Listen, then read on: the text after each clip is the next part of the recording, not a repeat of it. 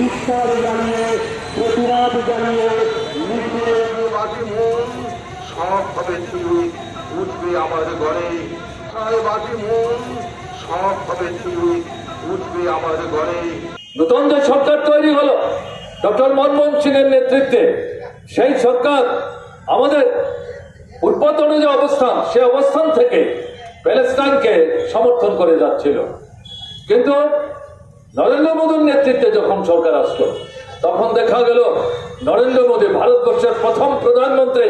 স্বাধীনতার পর তিনি সশরীরে এই ইসরায়েল পরিদর্শনে যান, সেই সরকারের সাথে বসে কথাবার্তা বলেন। আজমানের সময়ে যে চুক্তি ইত্যাদি সম্পাদিত হয়েছিল, এই চুক্তিকে সচল করেন, সক্রিয় করে তোলেন এবং অস্ত্রাদি আমদানি রপ্তানি, ব্যবসা বাণিজ্য ইত্যাদি সম্পর্কিত প্রশ্নে নূতন নূতন চুক্তি সেখানে সংগঠিত করেন এবং ভারত রাষ্ট্রের প্রশাসনের উচ্চতর পর্যায়ের যারা, তাদেরকে ইসরায়েলে পাঠাতে শুরু করেন এবং ইসরায়েলের যে রাজনৈতিক নেতৃত্ব, রাষ্ট্রের নেতৃত্ব, তাদেরকে এই মোদী সরকার আমন্ত্রণ করে আমাদের দেশের অতিথি হিসাবে তারা নিয়ে আসার ক্ষেত্রে গুরুত্বপূর্ণ নির্লজ্জের মতো ভূমিকা তারা গ্রহণ করতে শুরু করেন।